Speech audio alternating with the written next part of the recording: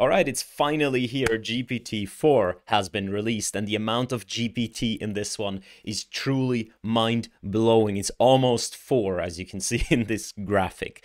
So thanks to the Discord members for this meme. We're going to get into GPT-4, into their release, into their technical report, or is it a paper, or is it a research report? One doesn't know.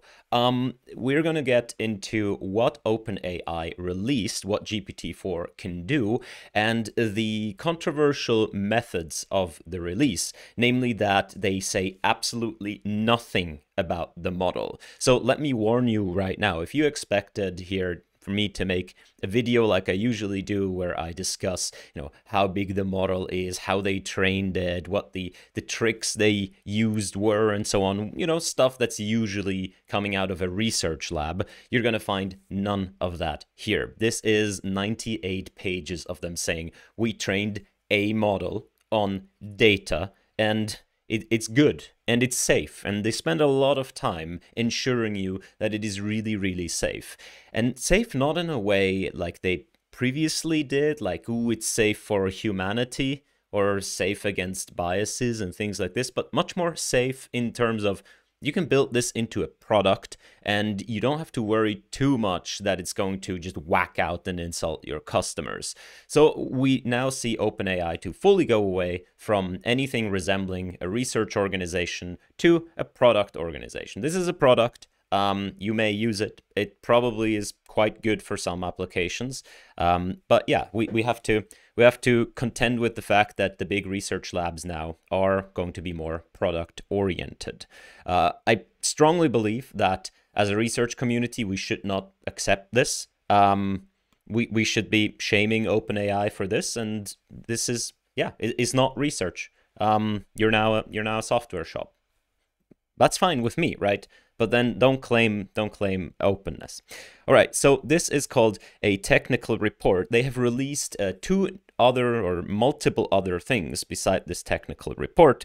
Let's see here. They have also released a product page. That's a printout of the product. This is a website where it's product. They have videos of people looking at iPads and going like, ooh, and comparison to ChatGPT, and they claim GPT-4 is a lot better than ChatGPT. They also have released a website that's a research website. They have two websites. One is called product, so /products/GPT-4, and one is /research/GPT-4. And the research website is probably the one that most people have seen or are seeing. So this one is essentially a short, condensed form of the technical report. They're saying we've created GPT-4, the latest milestone in OpenAI's effort in scaling up deep learning. It's a large multimodal model. So multimodal, saying they accept image and text inputs, emitting text outputs. So in my mind, this is a little bit of a, I want to say, disappointment. And of course, there was no other chance for GPT-4 than to disappoint people, because expectations have been huge, right? But people have been speculating about, can this do video? Can this maybe also emit images and things like this? No, it can take text and it can take images as inputs, and it can output text. So anything that you're used to from the OpenAI text APIs is still possible, but now also you're able to provide an image. Yesterday or this morning, depending where you are, Greg Brockman did a live stream for developers where he showed that he could draw a little picture of a website. Like he drew, and he's essentially said, okay, here is a website sketch, here is a button, so here is a joke, and then is a button like reveal the punchline, and he just sketched the website like this, really rude, really roughly, and he input the picture into GPT-4, and then GPT-4 output the code to make the website, including functional buttons and all. That's pretty cool, and that's now possible. You can take a picture of something. In the paper, they also have various reports of the model reasoning over infographics and things like this. Like, you just screenshot something, input it there, and ask the model about it. So that's pretty cool. the other thing they did, and what surprised most people, is they evaluated GPT-4 on human tests. So no longer, or in addition to academic benchmarks, now these models are more and more tested on human tests. And you can see here there are, I don't know, like chemistry tests and algebra tests and things like this. One that surprised a lot of people, or multiple ones that surprised a lot of people, for example, the LSAT right here. Now this number, the numbers you see right here, are the percentile of the model. So the 88th percentile essentially means if this were a human, how would it rank among 100 other humans? So in this case, GPT-4 would be an 88th in 100 humans. There is specifically one, let me find that. There is a bar exam. So can I find it? Is it not here? Is it not here? Okay. Well, it passes a simulated bar exam with a score around the top 10% of test takers. In contrast, GPT 3.5, that's the older model, score was around the bottom 10%. So this is a bar, like the test for lawyers, and it passes that better than 90% of humans. So people have been saying a lot of things like, ooh, ringing the alarm bells and so on. And yes, obviously these language models are going to be very, very good in terms of, you know, wherever humans have to recant knowledge and write it down in a verbose and elaborate way. Those things are really nice for these models, but you have to pay a bit of attention in terms of these human tests, right? These models, they're not humans, and the tests are specifically designed for humans. Like the tests look at where do humans differ amongst each other, and then they specifically test for that dimension. Now that dimension may be something that the models that we train are particularly good at or particularly not good at, but it doesn't necessarily say anything about how they eventually compare to a human when it comes to the actual job. So for example, if you want to be a lawyer, you also have to interact with clients. You have to write emails and schedule appointments. Now, a model may be able to do that, but you also have to understand your clients a little bit. You have to talk to them. You have to make a connection. You have to reason about, you know, what to do next, not only in a legal sense, but in the real world. Every now and then you may have to climb a set of stairs or an escalator. You know, so there are tons and tons of things that humans have to do that are really important for a job. My examples might be really bad right now, but I hope you understand what I mean. These tests only test where humans differ from each other, right? And evaluating the models on them is nice, is good, tells us about something about progress, but cannot really get to the heart of, is this AGI? Is this, you know, are lawyers going to be unemployed in the future and so on? It's very much like if you were to let computers do a calculation, like brute force calculation test that you may be doing in lower grades of school, your multiplication tables, and then you go like and get the computer out, and the computer destroys the kids, and you're saying, well, that doesn't mean they're going to be mathematicians or even good, you know, quick calculators for that matter. Yeah, I hope I've made myself clear. You have to pay a bit of attention when you apply machines to benchmarks that are made for humans and which are targeted at specifically seeing where humans differ. That being said, GPT-4 here, with and no vision and with vision, as I said, a variant of GPT-4 can include pictures, does outperform GPT 3.5, the older models, almost everywhere, or everywhere as far as I can see. So you can see the percentile here in blue. That is the percentile that the older models of OpenAI achieved, and then various times when the newer models really outperform the older models. As I said, the paper and also the website go into detail on that. First of all, the models are better now than the older models, but also giving a few examples like this here. So this is an example for a visual input, saying what's funny about this image, describe it panel by panel. And then GPT-4 goes through and goes panel by panel and explains the humor in this image comes from the absurdity of plugging a large outdated VGA connector into a small modern smartphone charging port. So these are the types of things you can do. The technical report has some more, as I said, reasoning about infographics and things like this. They have a few more examples about mathy things. And then the paper, the technical report, sorry, goes along into what exactly is the limitation and also how they made sure that the model is really, really safe. So they spend a lot of time on risks, mitigating risks.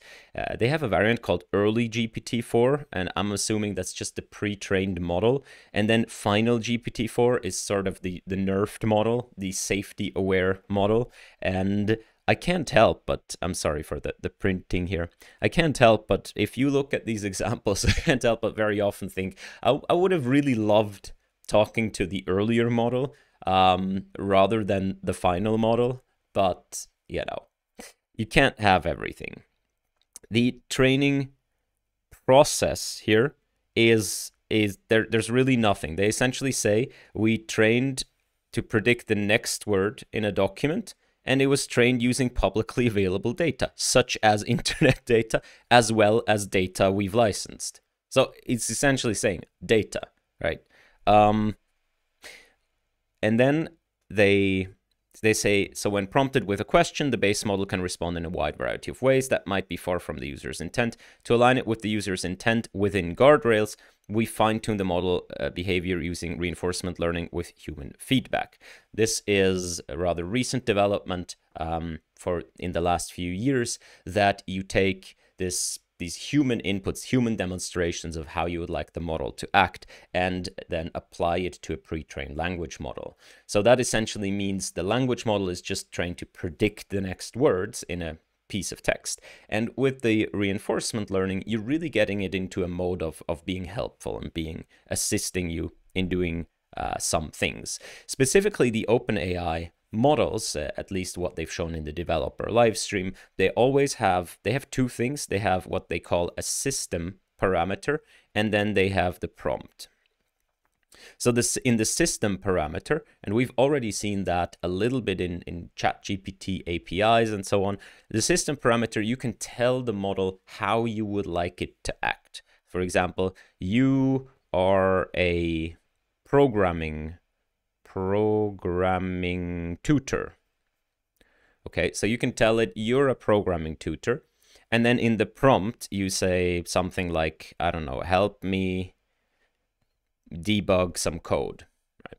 And the model will respect this thing right here and use it as a context to fulfill the prompt or to continue the prompt. So using this system parameter, you have a lot of freedom to say, to specify how the model should act. So you're going to see the system parameter in the APIs if you use them, or in the playground once they make that available.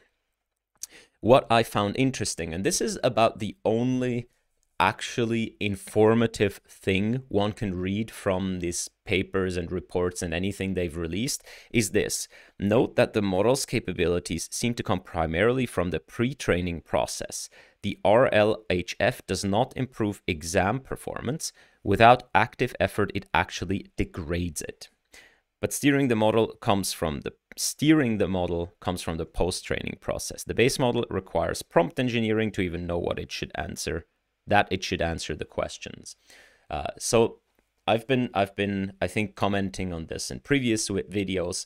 The human reinforcement learning really is just getting the model into the mood of helping you, into the mindset of being a helper and an assistant, and the capabilities come from the pre-training. There are a lot of people that try to to get these models to learn new skills using this human feedback data. And that's really not the point of it. And I think they're making this quite clear right here, that the human feedback, it doesn't really help getting the model to be better at stuff. It just makes it such that you don't have to do extensive prompt engineering and waste context tokens to get it to do things. So that's pretty interesting. They also spend quite a big deal of time on the scaling laws. And yeah, so maybe first I want to show you in the technical report right here. In the technical report, by the way, they can't really agree what they call this. So on a website that says read paper, on Twitter, OpenAI, people say read our technical paper, read our research paper, read our technical report. I guess they want to call it a paper, but then also not, because they know this is nothing like a paper. This is one long ad. Like this is at most like a white paper you'd find from a company. They, here in the scope and limitations of the technical report, they say, given both the competitive landscape and the safety implications of large-scale models like GPT-4, this report contains no further details about the architecture, including model size, hardware, training compute, dataset construction, training method, or similar. So nothing. You're getting nothing out of them. Any sort of semblance of research is gone right here. And don't give me stupid safety implications, right? They're saying it correctly here. Competitive landscape. They're saying that first. And I welcome OpenAI for finally coming out and just saying, we want to keep this to ourselves. We want to sell it to you. And we're not even going to tell you what we learned about these models. My guess would be that they've used a bunch of recent advances in the field, like flash attention, like maybe self-instruct a little bit.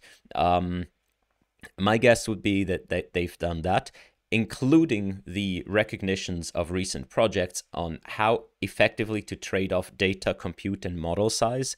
And they just, put proprietary data into this and tuned it to their liking. And from that, they got a good model. And now they don't want you to replicate it. So the danger for OpenAI would be, I guess you could compare it to other big research projects, maybe pharmaceutical companies. So they invested a lot of money and effort now into getting a good model. But if they would tell you how to do it, if they would tell you what they learned, you could probably reproduce it with still a lot of money, but not that much money like they spent. So they just don't want that. They want their competitive advantage. They want to sell this. Yes, which is, again, fine, but don't claim your research, right? Don't claim you're or open or democratizing everything or sharing, or that you are for the benefit of humanity, because the benefit of humanity would be for the rest of the research community to learn these things and to be able to push the research further in a safe way. Okay, my guess would be that the model isn't actually very big. My guess would be that the model isn't like 1 trillion parameters big, like people estimated that the models just go larger and larger. My guess would be that they just trained for longer, because in recent paper, that seems to be the most, first of all, that seems to have been the most effective in getting the models to become better. And also, if you make a bigger model, then at inference time, it costs you more to provide that service. But if you make the same size model, but just train it for longer, then at inference time, like we saw in the Llama papers, that will only cost you, the same amount for the model. By the way, the only actual numbers they give in any of these are the prices for their APIs. So that should tell you something.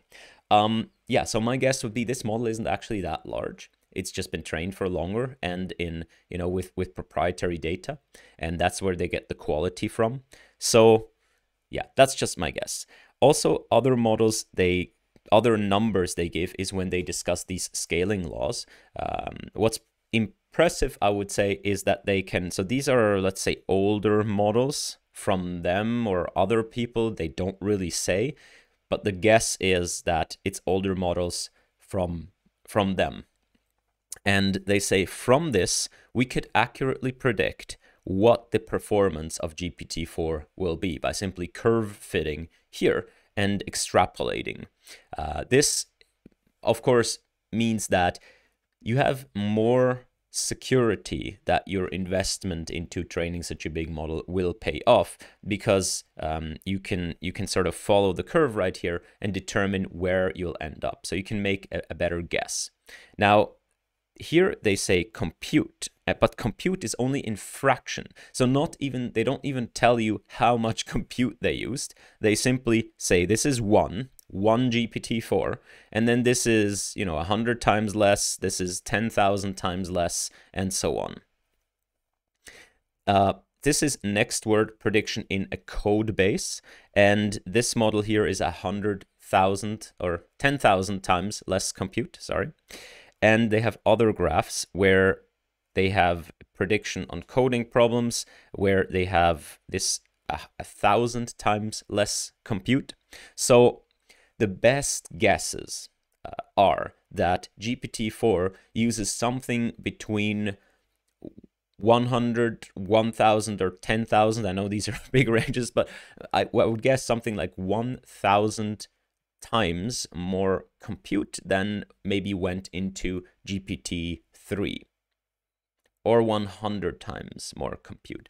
It's not really clear, but it must be in that sort of general range. So from that, we can guess about what they did. As I said, I also don't believe the model is necessarily that much larger, but just trained for longer. This is also very interesting. OpenAI, I believe it was OpenAI who made this inverse scaling prize. The inverse scaling prize asked the community for contributions of data sets where the bigger the models get, the worse they get. And this inverse scaling prize had a contribution called Hindsight Neglect, and it seemed like that was on trend, but GPT-4 reverses that trend. Hindsight Neglect specifically asked the models, it made a bet. It's like, John can take a bet. John can lose $900 with 90% or with 5% chance, and John can win $5 with 95% chance.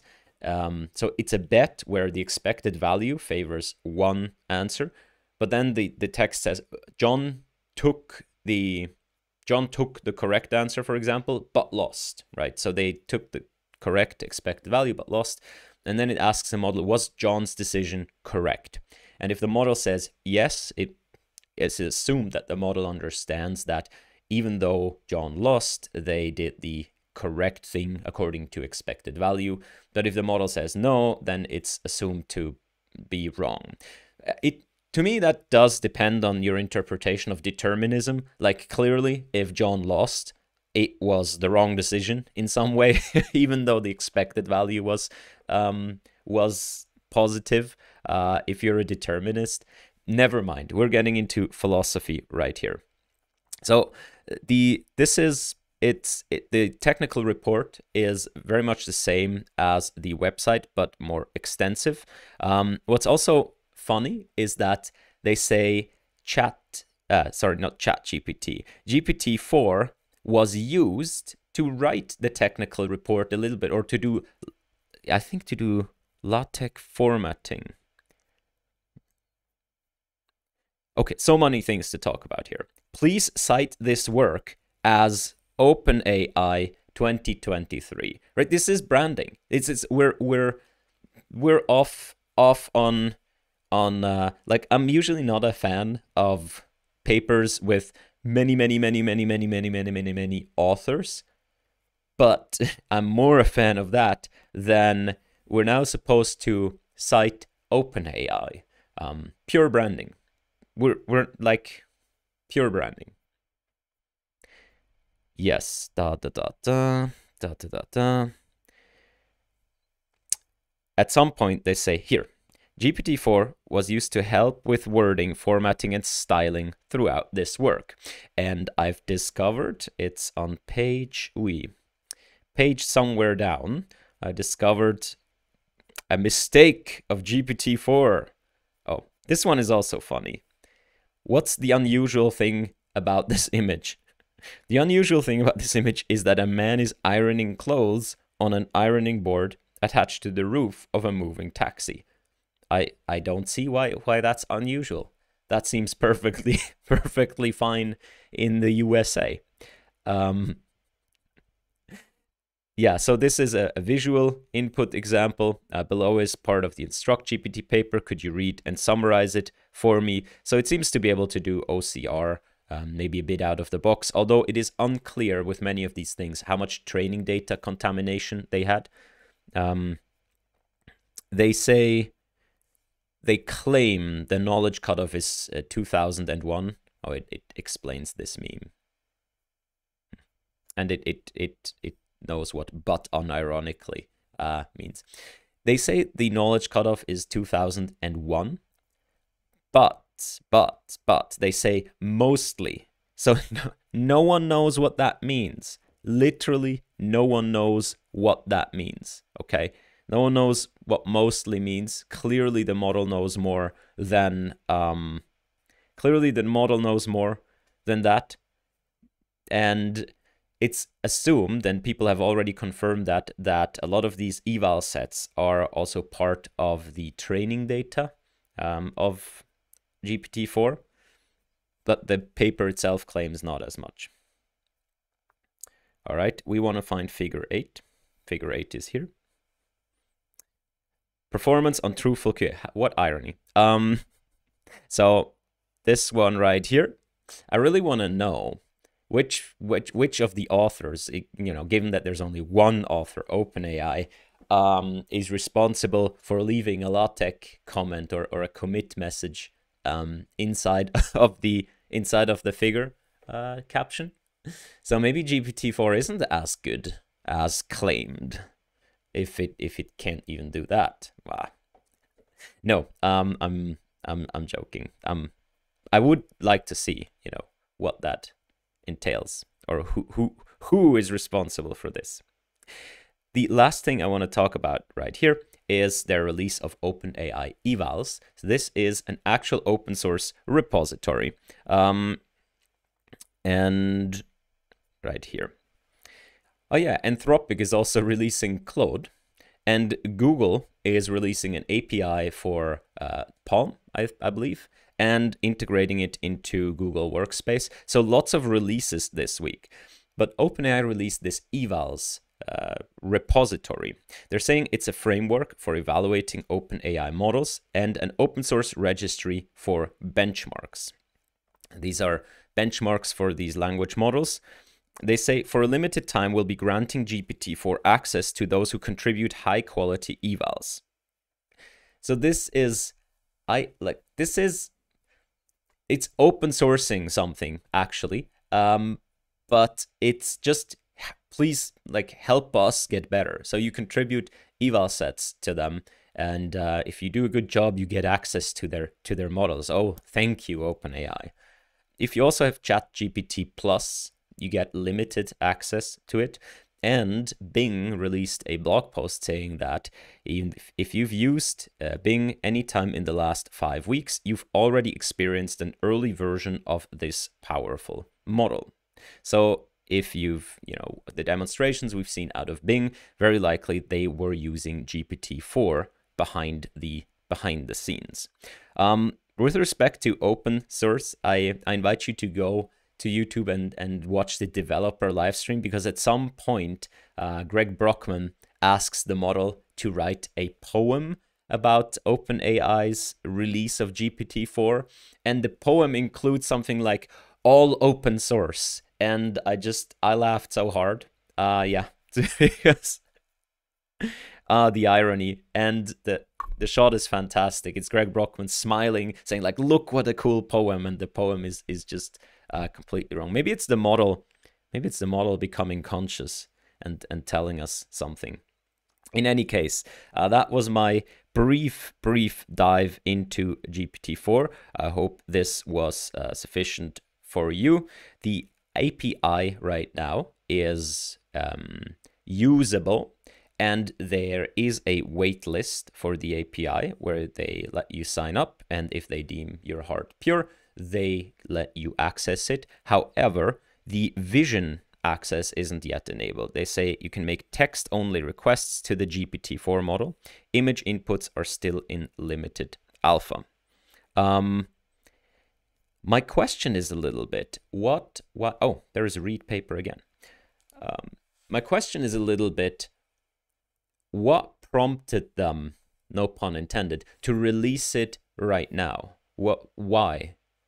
Because they don't seem to be that ready. Like the image inputs still aren't here. So it's just a bit of a better ChatGPT or a bit of a better GPT 3.5. Was it the German Microsoft exec that already announced it, or what prompted them? Did they get a whiff of Google releasing their API and Anthropic releasing their API? There's so much stuff going on right here, which would be very interesting to figure out, but we don't know. In any case, this was, as I said, my short overview over GPT-4.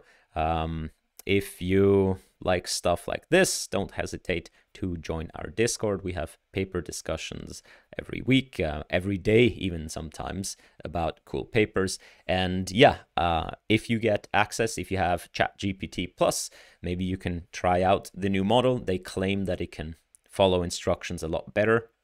Who knows? But I would expect, honestly, this is, as I said at the beginning, a bit disappointing, right? What we get is a model that is, better than ChatGPT, better than GPT 3.5, but it's not sort of the revolutionary breakthrough in either performance or multimodality that were speculated about. As I said, there was almost no way to fulfill that, but I still believe in light of all of this, this is a bit of a disappointment. On top of that, the giant disappointment of how they released things. One of my most watched videos is about GPT-3, and I still remember that paper next to being a very in-depth evaluation exploration, much more than this paper or technical report is. It had also a lot of details around the modalities, around how they trained the model and so on. And it led to, the spur of a lot of development, a lot of open source replications, Eleuther AI and so on. And this right here, it's just disappointing on a lot of levels. Nevertheless, I believe this may be good in order to build something against. What the world has to contend with a little bit is, are we really happy to send sensitive data? Let's say you're a business. Are you really happy to send sensitive data to OpenAI, right? They state in the paper right here that they have, in fact, trained on real production data. They state that in the technical report somewhere, that they fine-tuned on real production data. On Twitter somewhere, they say we don't train on production data, but I recall somewhere in these reports, I read that. So, you're essentially relying on OpenAI's word that they're not going to do that when they have clearly done it in the past. Are you comfortable as a business sending your stuff there? Are you comfortable sending your clients' stuff there? I think that is a question that the business world will have to answer in the next few years. And it's going to be interesting to see where that goes and what that implies for sort of the landscape of data security and privacy. All right, that was it from me. I hope you have an absolutely fantastic day, and I'll see you around. Bye-bye.